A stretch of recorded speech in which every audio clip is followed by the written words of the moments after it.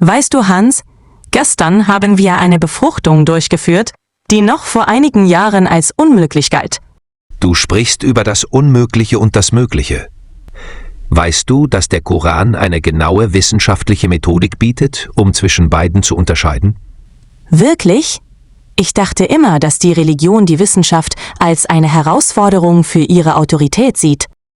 Im Koran ist es genau umgekehrt. Der Koran unterscheidet zwischen zwei Arten von Fähigkeiten im Universum. Den absoluten Fähigkeiten Allahs, die die Menschen niemals erreichen werden, und anderen Fähigkeiten, die einem erschaffenen Herrn zugeordnet werden und die Menschen durch wissenschaftlichen Fortschritt nach und nach erreichen können. Unglaublich! Hast du ein Beispiel dafür, das mit meinem Fachgebiet der Behandlung von Unfruchtbarkeit zu tun hat? Natürlich. Im Koran gibt es eine bemerkenswerte Geschichte über Zacharias und seine unfruchtbare Frau. Die Verse lauten: Er sprach: Herr, wie soll ich einen Knaben bekommen, wo doch meine Frau unfruchtbar ist?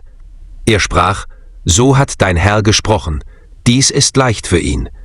Hier wird die Behandlung der Unfruchtbarkeit dem Herrn und nicht direkt Allah zugeschrieben und als leicht für ihn beschrieben. Das deutet darauf hin, dass es für andere Geschöpfe schwierig ist. Die Tatsache, dass es für uns als schwierig beschrieben wird, ist ein Hinweis darauf, dass wir es eines Tages schaffen können. Dies ist eine Prophezeiung des Korans, dass ein Tag kommen wird, an dem wir Unfruchtbarkeit behandeln werden, jedoch durch komplexe Methoden. Erstaunlich! Und was ist mit dem Klonen? Sogar das Klonen wird im Koran angedeutet. In der Geschichte von Maria heißt es, sie sprach: Wie soll ich einen Knaben bekommen, wo mich doch kein Mann berührt hat? Er sprach: So hat dein Herr gesprochen, dies ist leicht für ihn. Auch hier wurde es dem Herrn ausdrücklich zugeschrieben und als leicht für ihn beschrieben. Ich hätte nie erwartet, dass der Koran uns so präzise zur wissenschaftlichen Forschung anregt. Es gibt noch etwas Erstaunliches. Der nächste Vers ermutigt uns, durch Wissen und Studium Herrschaft zu erwerben, also die kosmischen Gesetze des Herrn zu lernen. Seid herrschaftlich, indem ihr das Buch gelehrt wurdet und indem ihr studiert habt.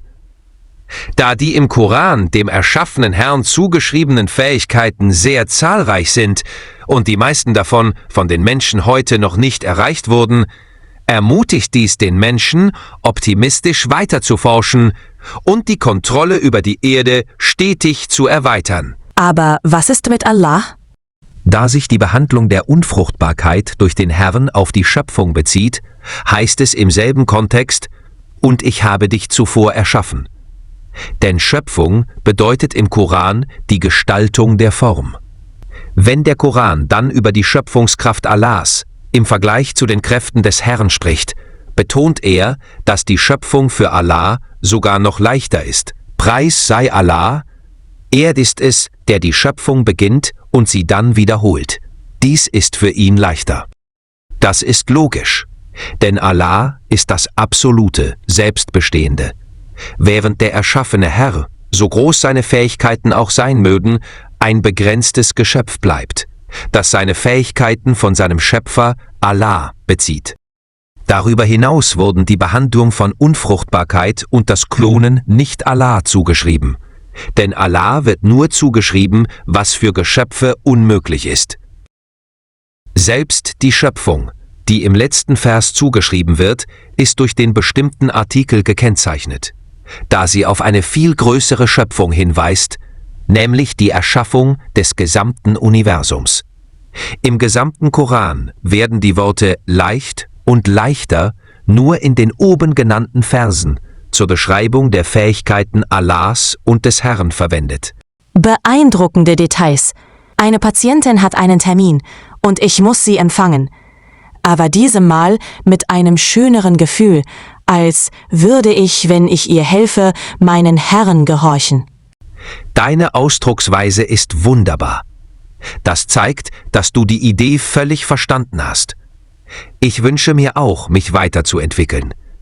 Vielleicht werde ich eines Tages ein Arzt wie du. Zumindest brauche ich dann nicht meine Hände vor den Operationen zu waschen. O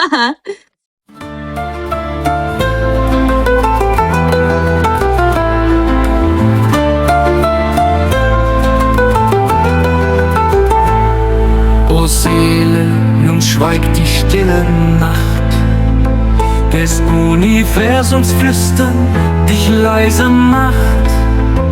Die Leugner irren fern von Gabriels Pracht, den Gott zum Herrn der Menschheit hat gemacht.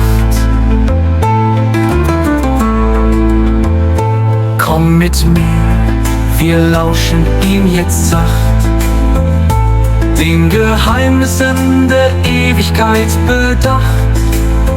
Er spricht: um meine Anbeter, meine Kinder hier, ich schuf euch nur, damit ihr steigt zu mir. Ich stelle euch auf Proben, dass ihr beweist, dass ihr für höchste Führung seid gereist. Ich war wie ihr und stieg durch Wahrhaftigkeit, so seid Verfechter von Wissen und Menschlichkeit. Am Ende dieses kosmischen Gangs verleihe ich den Siegern den höchsten Rang. Ihr seid nicht Engel noch Dämonen gemacht, so wählt die Taten, die das Gute entfacht. Ich bin euer Herr, doch Gott steht über mir. Er ist das Absolute, nicht begrenzt wie wir. Entwickelt euch und tretet in sein Licht, wo kein Mangel ist, nur ewiges Sein verspricht. Dies sind die Worte Gabriels des Heiligen klar. Er versprach uns zu schauen sein Antlitz wunderbar. Sind wir aufrichtig, zieht er uns ganz nah, denn wir sind die Gabrielianische Schar.